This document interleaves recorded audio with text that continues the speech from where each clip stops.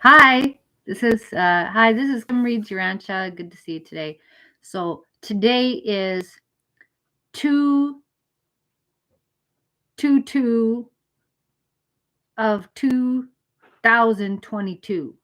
So 6 2s in there. But you know what? It's also Tuesday. Tuesday. Does that take the cake or what? So that makes 7 2s, which we know that's holy number. So today's going to be a really good day, even though it's a blizzard out there. The roads look really bad. I'm deciding if I want to go to work. See, probably I should. I don't know. Anyway, okay, all right. Okay, we're going to read from the Urantia book, but first we got 365 Days of Walking the Red Road by Terry Jean. Today's February 22nd. Okay. All right.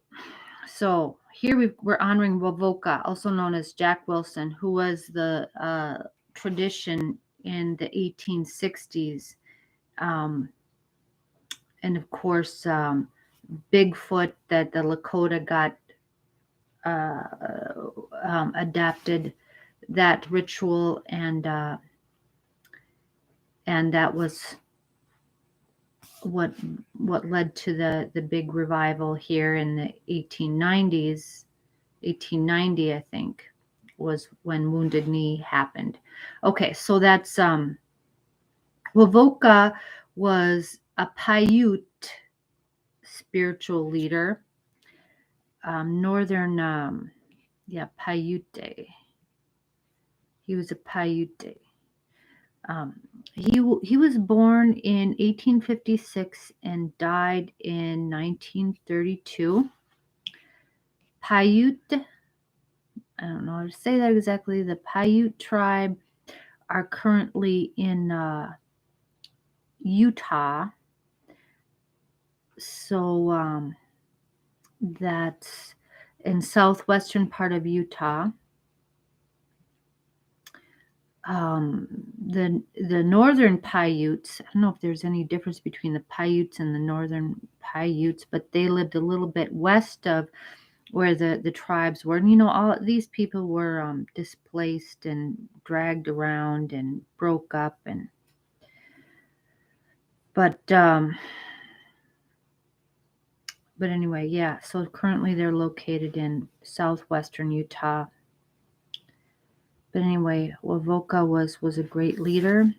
In 1889, he said these words: "Do right always. It will give you satisfaction in life." It's always so straightforward, to the point. No, do the right thing. What? If you don't know what that is, you got to pray about it. I can't tell you what that is. Who am I to tell you what that is? That's white men. White men will tell you what the right thing is. Okay, so but they don't do that. They don't do that.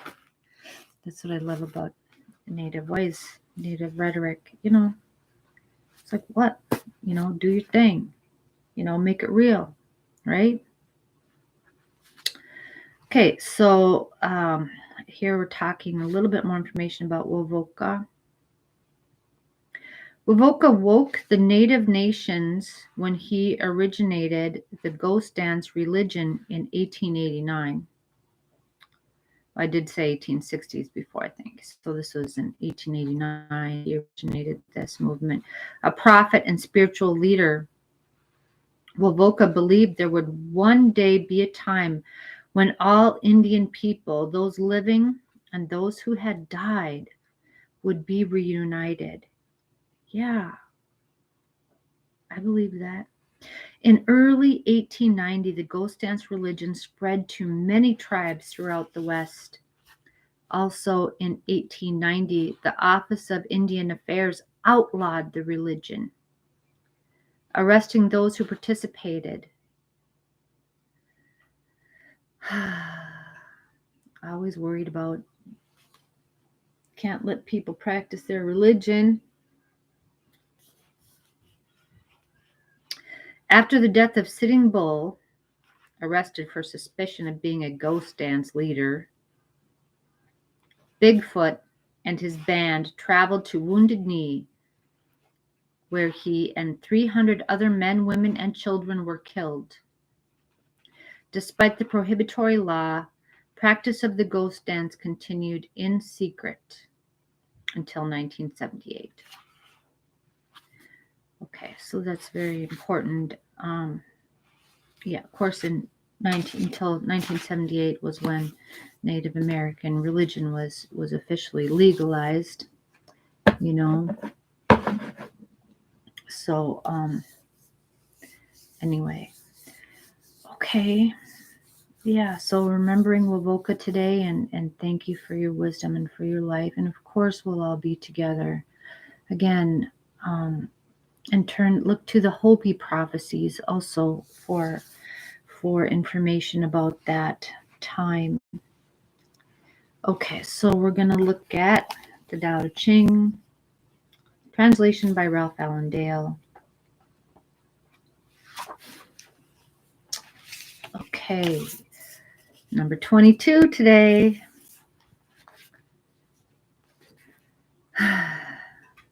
Celebrate paradox. So there is this paradox, this confusing thing, and it can be a frustrating problem if we seek to solve this or make this, but we say no, this paradox is to be celebrated. It's kind of like to revel in something, in a mystery, or in a pun, or in a so it's supposed to be fun. It's not all serious. It's a wonderful, wonderful paradox. No thing remains itself. Each prepares the path to its opposite. To be ready for wholeness, first be fragmented. To be ready for rightness, first be wronged. To be ready for fullness, first be empty. To be ready for renewal, first be worn out. If you're tired, you shall be renewed. To be ready for success, first you must fail. To be ready for doubt, first be certain. Because the wise observe the world through the great integrity, they know they are not knowledgeable, because they do not perceive only through their perceptions. They do not judge this right and that wrong. Because they do not delight in boasting, they are appreciated. Because they do not announce their superiority, they are acclaimed. Because they never compete, no one can compete with them. Verily, fragmentation prepares the path to wholeness, the mother of all origins and realizations. So this fragmentation, this paradox, is just part of who we are, part of what must be. And we cherish that when we cherish ourselves and our path and our ultimate destiny is to be, reunited, but then we'll all go again our own way and be fragmented and have to depart. But then that journey will bring us back together. So it's all just this beautiful recurring and enlarging. It's a pathway that's but I feel this circle enlarges and grows more voluminous with our experience. So we're accumulating experience. But as we do this, we're also falling inward to more perfection of our being, toward perfection of our being. When we iron out all the little idiosyncrasies, all the little problems, little things, we can just watch this happening and take joy in this process from the center, and comfort the ones who feel that they're afflicted with this paradox. They're seeing it as an affliction. We'll be able to comfort them and to point the way for them, but they'll choose. Yeah, but eventually it'll be okay. Okay, I didn't share the photograph yet. I'll share this photograph of the beautiful wheat field here. The wheat field that grows out of paradox that we celebrate. Okay, such wonderful readings today. Okay, and then we have our Urantia book. Okay, today we're finishing paper 37. Paper number 37, we are finishing section 8, the higher orders of assignment. So we're going to read through this. Oh, no, we're not finishing. No. We still have several sections. I don't know why I thought that. I must have skipped a page. Okay, nope, we're not finishing it. Section 8, higher spirit orders of assignment. Besides the power centers and the physical controllers,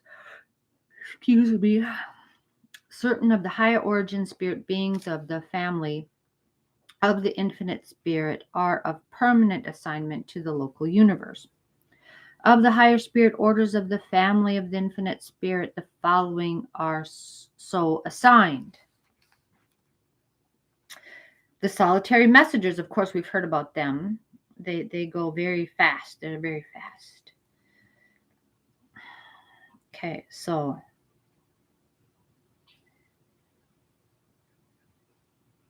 yep, on permanent assignment. Okay, to this local universe. So some of them are solitary messengers. When functionally attached to the local universe administration, render invaluable service to us in our efforts to overcome the handicaps of time and space. When they are not thus assigned, we of the local universes have absolutely no authority over them. But even when these unique beings are always willing, but even then, these unique beings are always willing to help us with the solution of our problems and with the execution of our mandates. Okay, so we can just ask for their help. Andovansha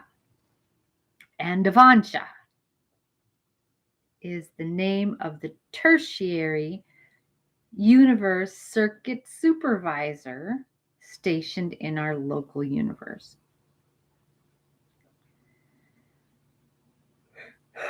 Okay, Andovansha is the tertiary universe circuit supervisor stationed in our local universe. He is concerned only with spirit and Urantia circuits, not with those under the jurisdiction of the power directors. It was he who isolated Urantia at the time of the Caligastia betrayal of the planet during the testing seasons of the Lucifer rebellion. Okay, so we got him to thank for that. But I mean, that's necessary. That was necessary. There was things that happened here that they don't want spreading. In sending greetings to the mortals of Urantia, he expresses pleasure in the anticipation of your sometime restoration to the universe circuits of his supervision. So he wants to welcome us. He sends greetings, and when we're ready, it's so strange. Some Urantians think that we've already re-entered this. Some people think, no, I don't know. I have to say, that's a fascinating question. I see evidence both ways of both. Yeah, but it's really interesting. Okay, the Nebadon Census Director, Salsatia, maintains headquarters within the Gabriel sector of Salvington. He is automatically cognizant of the birth and death of Will and currently registers the exact number of Will creatures functioning in the local universe. He works in close association with the personality recorders domiciled on the record worlds of the archangels. Census director, we have a census director, Salsatia. Wow, thank you for your hard work, Salsatia. An associate inspector is resident on Salvington. He is the personal representative of the Supreme Executive of Orvanton. His associates, the assigned sentinels in the local systems, are also representatives of the Supreme Executive of Orvanton. Okay, so that one we don't have a name. I like it when they have names, but okay. But this is a associate inspector. He has assigned sentinels in the systems. Okay. The universal conciliators are the traveling courts of the universes of time and space, functioning from the evolutionary world up through every section of the local universe and beyond. These referees are registered on Uversa. Referees. Right, referees in court, like judges, yeah. These referees are registered on Uversa. The exact number operating in Nebadon is not of record, but I estimate that there are in the neighborhood of 100 million conciliating and commissions in our local universes. Traveling minor courts, like emergency court thing. Okay. Of the technical advisors, the legal minds of the realm, we have our quota, about 1/2 billion. These beings are the living and circulating experiential law libraries of all space. So these are those living libraries, right? Of the celestial recorders, the ascendant seraphim, we have in Nebadon 75 celestial recorders. In all of Nebadon, that doesn't seem like a lot. There are senior or supervising recorders. Oh, these are senior or supervising recorders. The advancing students of this order in training number almost 4 billion. Okay, so there's 4, that seems more like it. So there's 75 senior ones, and there's lots of students learning about this. Okay, the ministry of the 70 billion Urantia companions in Nebadon is described in those narratives dealing with the transition planets of the pilgrims of time. Each universe has its own native angelic core. Nevertheless, there are occasions on which it is very helpful to have the assistance of those higher spirits of origin outside the local creation. Supernifim performs certain rare and unique services. The present chief of Urantia Seraphim is a primary Supernifim of Paradise.